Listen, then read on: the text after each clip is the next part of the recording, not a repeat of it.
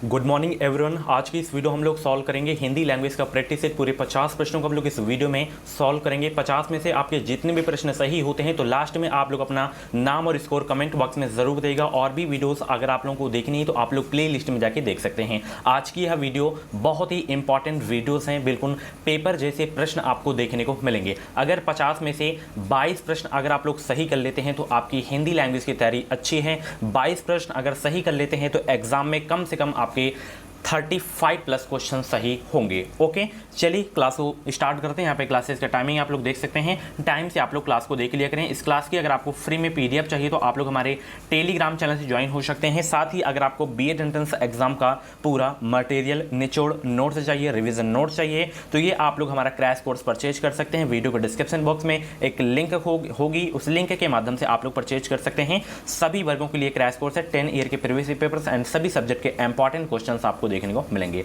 तो वीडियो को description box में लिंक दे दिया हूं, फटाफट परचेज कर लीजिए। 5000 से ज़्यादा जो है क्वेश्चंस आपको देखने को मिलेंगे। ठीक है, चलिए सबसे पहला क्वेश्चंस नोट करना है। जिसमें स्टार लगाऊं तो उन क्वेश्चंस को आपको नोट करना है। ठीक है, और जब भी आप लोग मेरी वीडियोस देखा करें आप लोग अपने पास पेन कॉपी ज़रूर रखा करें। ठीक है, सबसे पहला क्वेश्चंस, किस कवियों को कवि कहा जाता है? स्टार लगाइए सभी के सभी।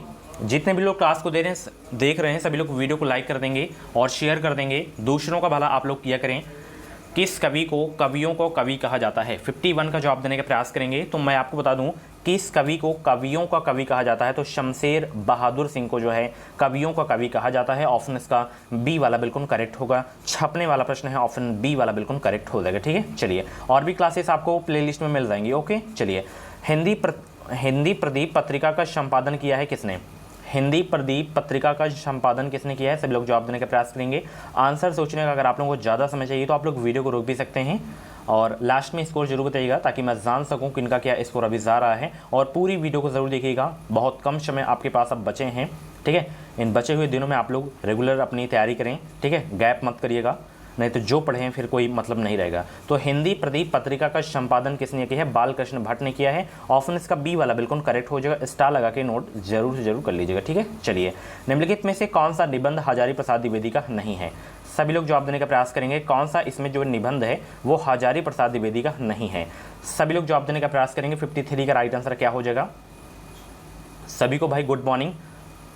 और क्लास के बारे में फीडबैक अपना जरूर दिया करें, कैसी लगती है क्लास मेरी। और कल क्लास हुई है शाम को हिंदी टॉपिक वाइज की, उस क्लास को ज़रूर देखिएगा। ठीक है, अलंकार की क्लास हुई है, रस की भी क्लास हो गई है, छंद की बची है आपकी। ठीक है, और उससे बाहर एक भी प्रश्न नहीं आएगा, ये मेरी गारंटी है। उस क्लास को अगर आप लोग पूरी देख लेते हैं, अच्छे से याद कर लेते हैं तो देखिए यहाँ पे अशोक के फूल, ये निबंध जो है आपका हजारी प्रसाद द्विवेदी का है। कुटज भी है, विचार प्रवाह भी है। ये तीनों जो निबंध हैं हजारी प्रसाद द्विवेदी का है तीनों। अशोक के फूल हो गया, कुटज हो गया, विचार प्रवाह हो गया। यहाँ पे व्रत और विकास, ये निबंध जो है आपका शांति प्रिय द्विवेदी का है। किसका है? शांति प्रिय द्विवेदी का है। ठीक है, चलिए परमाल राशो किसके द्वारा रचित है? जबरदस्त प्रश्न है। 51 से 54 तक में स्टार लगा लीजिएगा सभी प्रश्नों में, ये भी बहुत रिपीट होता है क्वेश्चन। स्टार लगा लीजिए अभी के अभी।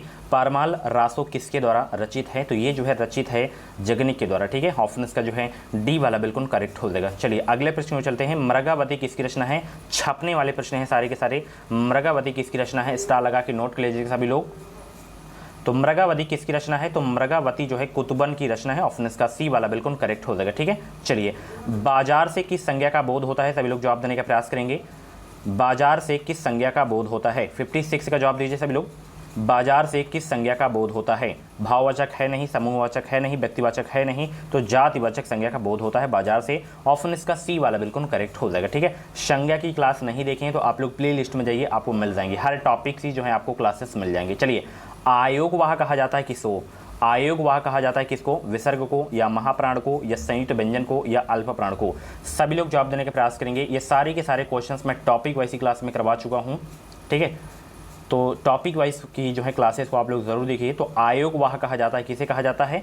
महाप्राण को कहा जाता है। ठीक है, ऑप्शन इसका जो है बी वाला बिल्कुल करेक्ट हो जाएगा। अल्प प्राण, महाप्राण, ये सारे के सारे सघोष घोष ये सब कुछ मैं पढ़ा चुका हूँ, तो आप लोग प्ले लिस्ट को एक बार जरूर चेक करिए। चलिए था किस वर्ग का व्यंजन है? उच्चारण स्थान से 100% एक क्वेश्चन आपके एग्जाम में आएगा। ठीक है, था किस वर्ग का व्यंजन है? तो देखिए जो अगर हम वर्ग की बात करें तो का वर्ग, जैसे का वर्ग का उच्चारण स्थान जो है होता है कंठ से होता है। किससे होता है? कंठ से होता है। ठीक है, वही हम बात करें चा वर्ग का, तो चा वर्ग का उच्चारण स्थान होता है तालु से होता है। किससे होता है? तालु से होता है। अगर हम टा वर्ग की बात करें तो टा वर्ग का जो उच्चारण स्थान होता है वो उच्चारण स्थान होता है मूर्धा से होता है। किससे होता है? मूर्धा से होता है। ठीक है, अब हम ता वर्ग की बात करें तो ता वर्ग का उच्चारण स्थान जो है दंता से होता है, दंत से। तो यहाँ पे था जो है आपका ता वर्ग का है तो आपका दंत से हो जाएगा, तो ऑप्शन इसका सी वाला बिल्कुल करेक्ट हो जाएगा। पा वर्ग की हम बात करें, पा वर्ग की तो ओष्ठ से होगा। ठीक है, पा वर्ग का उच्चारण स्थान किससे होगा? ओष्ठ से होगा। समझ में आ गया होगा, पांचों वर्ग के बारे में आपको मैंने बता दिया। ठीक है, चलिए क्रिया से बनने वाली भाववाचक संज्ञा कौन सी? सभी लोग जवाब देने का प्रयास करेंगे। क्रिया से बनने वाली भाववाचक संज्ञा है कौन? थकावट, बुराई, आलस्य, बुढ़ापा। तो क्रिया से बनने वाली भाववाचक संज्ञा इसमें बताइए सभी लोग कौन है? तो वो है थकावट। ऑप्शन इसका ए वाला बिल्कुल करेक्ट हो जाएगा। ठीक है, चलिए जहाँ जहाँ शब्द व्याकरण की दृष्टि से क्या है, सभी लोग जवाब देने का प्रयास करेंगे। जहाँ जहाँ शब्द व्याकरण की दृष्टि से क्या है, 60 का जवाब देने का प्रयास करेंगे। आंसर सोचने का ज़्यादा समय चाहिए तो आप लोग वीडियो को रोक भी सकते हैं। तो जहाँ जहाँ शब्द व्याकरण की दृष्टि से क्या है, सभी लोग जवाब देने का प्रयास करेंगे। तो ये पुनर्वृत्ति शब्द युग्म है। ऑप्शन इसका जो है सी वाला बिल्कुल करेक्ट हो जाएगा। ठीक है, चलिए लघुर्मी में कौन सी संधि है? लघु धन ऊर्मी, इसका संधि विग्रह होगा। इसमें कौन सी संधि है? ये सारे के सारे क्वेश्चंस में संधि की क्लास में करवा चुका हूँ। ठीक है, संधि हो गए, समास हो गया, यानी कि लगभग 1 से 2 टॉपिक्स आपके बचे हुए हैं हिंदी में, नहीं तो पूरी क्लास हो गई हैं। तो आप लोग प्ले लिस्ट में जाइए, नोट्स बनाइए अच्छे से। अभी आपके पास समय है तैयारी करने का, आप लोग तैयारी कर सकते हैं, थोड़ा ज़्यादा समय देना पड़ेगा। तो लघुधर ऊर्मी इसका जो है संधि विग्रह होता है। तो इसमें जो संधि होगी वो कौन सी संधि होगी? दीर्घ स्वर संधि होगी। कौन सी? दीर्घ स्वर संधि होगी। ऑप्शन इसका बी वाला बिल्कुल करेक्ट हो जाएगा। ठीक है, जबरदस्त प्रश्न था, ऑप्शन इसका बी वाला बिल्कुल करेक्ट हो जाएगा। चलिए वाक्य के प्रमुख अंग हैं, वाक्य के प्रमुख अंग हैं कितने? 3, 2, 4, 5। सभी लोग जवाब दीजिए। आंसर सोचने का ज़्यादा समय चाहिए तो आप लोग वीडियो को रोक भी सकते हैं। वाक्य के प्रमुख अंग हैं कितने? तो वाक्य के जो प्रमुख अंग हैं वो हैं 2। कौन कौन से? उद्देश्य और एक विधेय, यही जो है दोनों अंग हैं वाक्य के प्रमुख। ओके, ऑप्शन इसका सी वाला बिल्कुल करेक्ट हो जाएगा। चलिए ये जो चिन्ह है ये किसका है? योजक का है तो नहीं है? योजक का ये होता है, विवरण का, कोष्टक का, निर्देशक का। कौन सा चिन्ह है? 63 का जवाब देने का प्रयास करेंगे। कोष्टक भाई ये होता है, निर्देशक, विवरण, इन दोनों में से बताइए। सभी लोग जवाब देने का प्रयास करेंगे। आंसर सोचने का ज़्यादा समय चाहिए तो आप लोग वीडियो को रोक भी सकते हैं।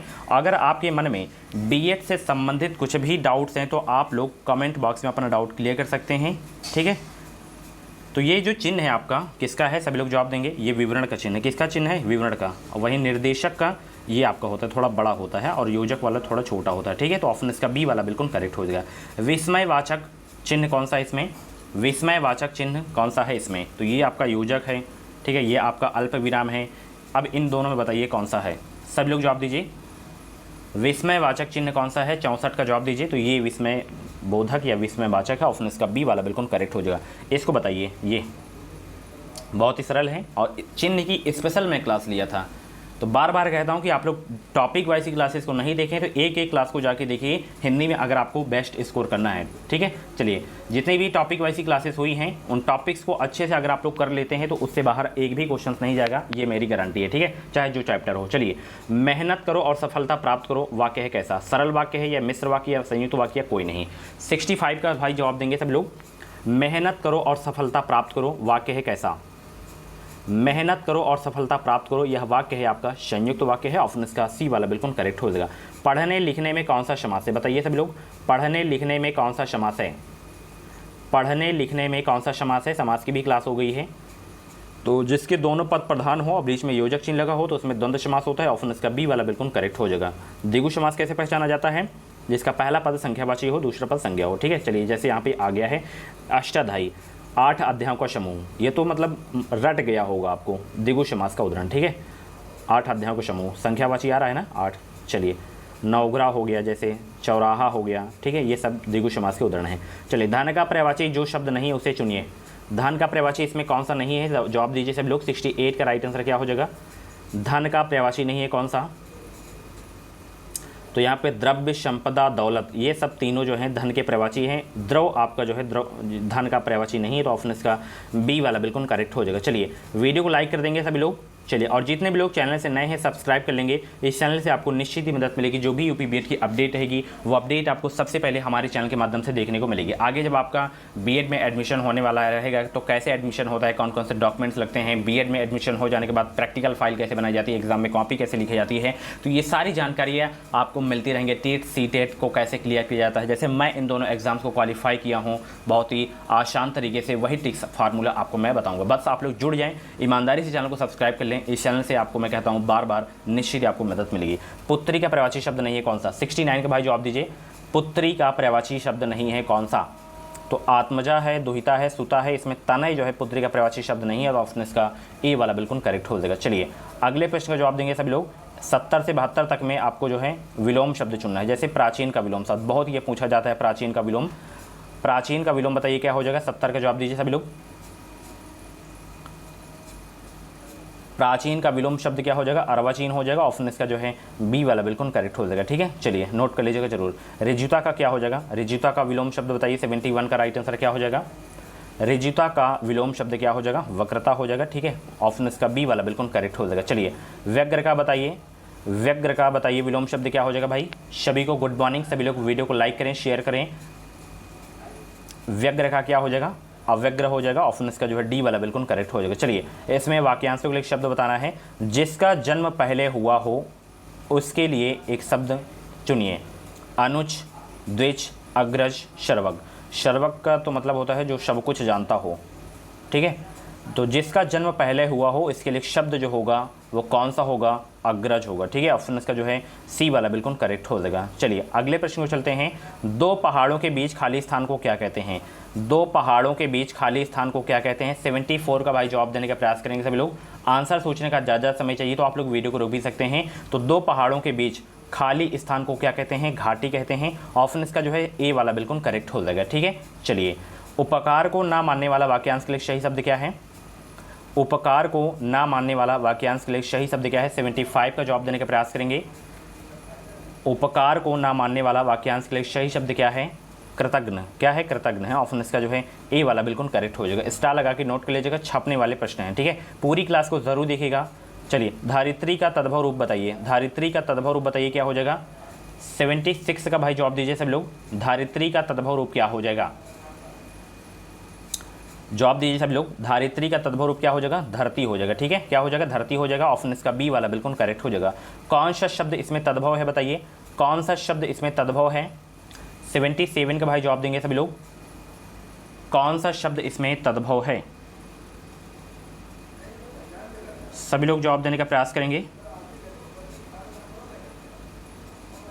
तो इसमें देखिए जो कौन सा शब्द इसमें जो है तद्भव, यहाँ पे खजूर। खजूर शब्द आपका जो है तद्भव है। अगर इसका तत्सम पूछता तो खजूर हो जाएगा। क्या हो जाएगा?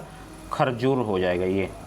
ठीक है, चलिए डी वाला करेक्ट हो गया। कल्पना शिक्षा में एक प्रत्यय का प्रयोग करने से कौन सा बनेगा? अगर हम कल्पना में एक प्रत्यय लगा देते हैं और शिक्षा में एक प्रत्यय लगा देते हैं तो कौन सा शब्द बनेगा ये आपको बताना है। 78 का भाई जवाब देने का प्रयास करेंगे। आंसर सोचने का ज़्यादा समय चाहिए तो आप लोग वीडियो को रोक भी सकते हैं। तो देखिए कल्पना में अगर हम एक प्रत्यय लगा देंगे तो काल्पनिक बन जाएगा। क्या बन जाएगा? काल्पनिक। वहीं हम शिक्षा में एक प्रत्यय लगा देंगे तो शिक्षिक बन जाएगा। क्या हो जाएगा? शैक्षिक बन जाएगा, सॉरी शैक्षिक। तो ऑप्शन इसका जो है डी वाला बिल्कुल करेक्ट हो जाएगा। चलिए अगले प्रश्न देखते हैं। आमरण शब्द के प्रारंभ में लगे आ को व्याकरण की दृष्टि से क्या कहते हैं? आमरण शब्द के प्रारंभ में लगे आ को व्याकरण की दृष्टि से क्या कहते हैं? 79 का जवाब देने का प्रयास करेंगे सब लोग। आमरण शब्द के प्रारंभ में लगे आ को व्याकरण की दृष्टि से क्या कहते हैं? उसे कहते हैं उपसर्ग कहते हैं। क्या कहते हैं? उपसर्ग कहते हैं। ऑप्शन इसका जो है बी वाला बिल्कुल करेक्ट हो जाएगा। ठीक है, चलिए काकू शब्द का सर्वाधिक उपयुक्त अर्थ कौन सा है? काकू शब्द का सर्वाधिक उपयुक्त अर्थ कौन सा है? 80 का जवाब देने का प्रयास करेंगे। काकू शब्द का सर्वाधिक उपयुक्त अर्थ कौन सा है? तो वो है व्यंग्य। ऑप्शन इसका जो है डी वाला बिल्कुल करेक्ट हो जाएगा। निम्न में से मुहावरा नहीं है कौन सा? सभी लोग जवाब देने का प्रयास करेंगे। इसमें मुहावरा कौन सा नहीं है? जैसे यहाँ पे लाल पीना होना, भीगी बिल्ली होना, पीला मुंह बनाना, हरा ही हरा सूझना। इसमें आपको बताना है कौन सा मुहावरा नहीं है। तो यहाँ पे देखिए लाल पीला होना, भीगी बिल्ली होना, हरा ही हरा सूझना, ये तीनों मुहावरे हैं। पीला मुंह बनाना जो है मुहावरा नहीं है। ऑप्शन इसका सी वाला बिल्कुल करेक्ट हो जाएगा। ठीक है, चलिए कौन सा तुमने यह मोबाइल फ़ोन मॉल में ख़रीदा है जो इसके मॉडल की इतनी बुराई कर रहे हैं? हो। अरे भाई डॉट डॉट यहाँ पे खाली स्थान की जगह पे उपयुक्त शब्द क्या आएगा? सभी लोग भाई 82 का जवाब देंगे। 82 का सभी लोग जवाब देने का प्रयास करेंगे। तो यहाँ पे इसका जो आएगा कि दान की बछिया के दांत नहीं देखे जाते, मतलब जो दान की वस्तु होती हैं उनके मतलब दांत नहीं देखे जाते। ठीक है, ऑप्शन इसका बी वाला बिल्कुल करेक्ट हो जाएगा। 83 से 84 तक में शुद्ध रूप आपको चुनना है। शुद्ध अशुद्ध से क्वेश्चंस 100% आपके एग्जाम में आएंगे। चलिए इसमें बताइए कौन सा शुद्ध रूप है। 83 का भाई जवाब देने का प्रयास करेंगे। ये आपका अशुद्ध है, ये भी अशुद्ध है, ये भी अशुद्ध है, ये आपका जो है अशुद्ध है। ऑप्शन इसका बी वाला बिल्कुल करेक्ट हो जाएगा। ठीक है, चलिए सुषमा यहाँ पे लिखा हुआ है, तो सुषमा का जो है शुद्ध रूप कौन सा है ये आपको बताना है। 84 का भाई जवाब देने का प्रयास करेंगे सब लोग। ये सुषमा आपका अशुद्ध है, ये सुषमा आपका अशुद्ध है, ये सुषमा आपका शुद्ध है, ये सुषमा आपका जो है शुद्ध रूप है। ठीक है, लिख लीजिएगा। चलिए दिए गए प्रश्न के 4 विकल्पों में से सही वाक्य का चयन करें। दिए गए विकल्पों जो हैं में से सही वाक्य का चयन करना है आपको। 85 का जवाब देने का प्रयास करेंगे सब लोग। उसकी आयु 30 वर्ष है इस समय, ये आपका अशुद्ध है, बिल्कुल सही वाक्य हमें चुनना है। इस समय उसकी अवस्था 30 वर्ष है, ये तो कुछ सही लग रहा है। 30 वर्ष की अवस्था है इस समय उसकी, इस समय 30 वर्ष की अवस्था है उसकी, ये वाला वाक्य है जो आपका बिल्कुल मतलब सही वाक्य है, शुद्ध वाक्य बोल सकते हैं। तो ऑप्शन इसका बी वाला बिल्कुल करेक्ट हो जाएगा। चलिए निम्नलिखित वाक्यों में से शुद्ध रूप चुनना है। इसमें भी आपको चारों वाक्यों को पढ़िए आप लोग, फिर बताइए इसमें कौन सा शुद्ध रूप है। 86 का भाई जवाब देने का प्रयास करेंगे। आंसर सोचने का ज़्यादा समय चाहिए तो आप लोग वीडियो को रोक भी सकते हैं।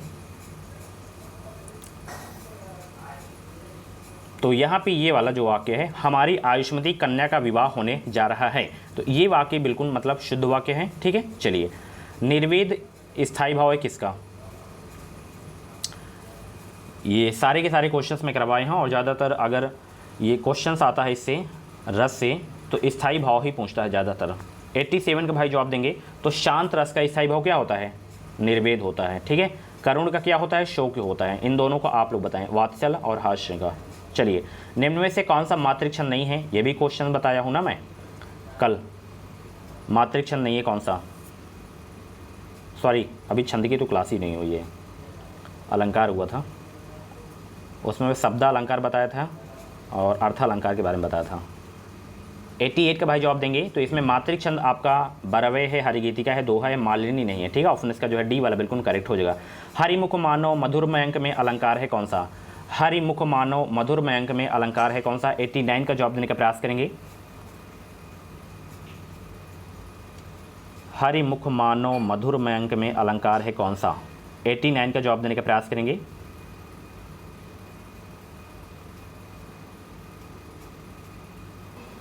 तो यहाँ पे आपका उत्प्रेक्षा अलंकार है। ऑप्शन इसका जो है सी वाला बिल्कुल करेक्ट हो जाएगा। 90 से 95 तक में आपको कविताओं की जो है पंक्तियों को पढ़कर उस प्रश्न को उत्तर देना है। जैसे यहाँ पे क्या पूछ रहा है, मेघ आए बड़े बन ठन के संवर के, पंक्ति किसमें है?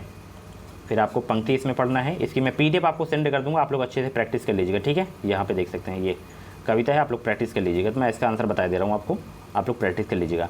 मेघ आए बड़े ठन बन के संवर के, पंक्ति किसमें है? भूरे काले बादल आकाश में घिर आए हैं। ठीक है, ऑप्शन इसका बी वाला बिल्कुल करेक्ट हो जाएगा। किसमें है? ये है। मेघों के आने से लगता है क्या? मेघों के आने से लगता है क्या? ये आंसर आपको वही पंक्ति में ही मिलेंगे, यानी कि कविता में ही मिलेंगे। ठीक है, तो मेघों के आने से लगता है मानो गांव में शहर से मेहमान आए हों, तो ऑप्शन इसका बी वाला बिल्कुल करेक्ट हो जाएगा। ठीक है, चलिए बरस बाद सुध लीनी, इस पंक्ति का भाव किसमें है? बरस बाद सुध लीनी, इस पंक्ति का भाव किसमें है? बादल एक बरस के बाद आए हैं। ऑप्शन इसका सी वाला बिल्कुल करेक्ट हो जाएगा। चलिए कविता में कौन सा अलंकार है? कविता में कौन सा अलंकार है बताइए? कविता में कौन सा अलंकार है? मानवीकरण अलंकार व रूपक अलंकार है कविता में। ऑप्शन इसका ए वाला बिल्कुल करेक्ट हो जाएगा। ठीक है, पूरी कविता की बात की जा रही है। चलिए पीपल ने किस प्रकार मेघों का स्वागत किया? पीपल ने किस प्रकार मेघों का स्वागत किया था? ये जब आप लोग कविता पढ़ लेंगे तो आसानी से आपको आंसर मिल जाएगा। झुक कर प्रणाम करके जो है स्वागत किया था पीपल ने मेघों का। ऑप्शन इसका सी वाला बिल्कुल करेक्ट हो जाएगा। पाहुन शब्द का क्या अर्थ है? पाहुन शब्द का क्या अर्थ है? पाहुन शब्द का क्या अर्थ है भाई? जवाब देंगे मेहमान। क्या है पाहुन शब्द का अर्थ? मेहमान है। ठीक है, चलिए प्रगतिवाद का प्रारंभ किसके प्रभाव से हुआ? प्रगतिवाद का प्रारंभ किसके प्रभाव से हुआ था? प्रगतिवाद का प्रारंभ किसके प्रभाव से हुआ था? पश्चिमी। ठीक है, ऑप्शन इसका जो है बी वाला बिल्कुल करेक्ट हो जाएगा। पश्चिमी के प्रभाव से हुआ था। लोक मंगल की भावना का सर्वश्रेष्ठ कवि इनमें से कौन है? लोक मंगल की भावना का सर्वश्रेष्ठ कवि इनमें से कौन है? तो वो है गोस्वामी तुलसीदास। ऑप्शन इसका बी वाला बिल्कुल करेक्ट हो जाएगा, स्टार लगा के नोट कर लीजिएगा। ठीक है, चलिए अगले प्रश्न को चलते हैं। यहाँ पे देख सकते हैं अगला प्रश्न है कि गोदान उपन्यास की कथा वस्तु की कसावट में कमी आई है, किससे? गोदान उपन्यास की कथा वस्तु की कसावट में कमी आई है, किससे? 98 का जवाब देने का प्रयास करेंगे। तो यहाँ पे शहरी और ग्रामीण पृष्ठभूमि के दो विस्तृत शहर लगभग विरोधी वातावरण को समेट लेने से जो है गोदान उपन्यास की कथा वस्तु की कसावट में कमी आई है। तो ऑप्शन इसका बी वाला बिल्कुल करेक्ट हो जाएगा। चलिए, आधे अधूरे नाटक के रचनाकार हैं कौन? आधे अधूरे नाटक के रचनाकार हैं कौन भाई? डबल स्टार लगा के नोट कर लीजिएगा, छपने वाला प्रश्न है। तो आधे अधूरे नाटक के रचनाकार कौन है? मोहन राकेश हैं। ऑप्शन इसका जो है सी वाला बिल्कुल करेक्ट हो जाएगा। जाते जाते हर क्लास में आपको बहुत ही जबरदस्त प्रश्न देखने को मिलता है मेरी क्लास में। अष्टछाप के कवि नहीं है कौन? तो इसमें बता दूं, परमानंद दास, कृष्णदास, नंददास, ये सब अष्टदास के कवि हैं। नाभादास जो हैं अष्टदास के कवि नहीं है। तो ऑप्शन इसका जो है ए वाला बिल्कुल करेक्ट हो जाएगा। ठीक है, सो फ्रेंड्स, ये थी आज की हिंदी की क्लास। कैसी ली क्लास कमेंट बॉक्स में जरूर बताना है। और 50 प्रश्न में से आपके जितने भी प्रश्न सही हुए हैं तो आप लोग अपना कमेंट बॉक्स में स्कोर नाम जरूर बताइएगा। और भी वीडियोस आपको प्ले लिस्ट में मिल जाएंगे, इसकी PDF आपको टेलीग्राम पर मिल जाएगी। तो क्लास के बारे में फीडबैक जरूर दीजिएगा। वीडियो पसंद आए तो प्लीज़ वीडियो को लाइक करिएगा, शेयर करिएगा। ऐसी वीडियोस देखने के लिए जुड़े जाएं चैनल से। थैंक यू, सब्सक्राइब करिएगा, बिल्कुल भी मत भूलिएगा सब्सक्राइब करने को।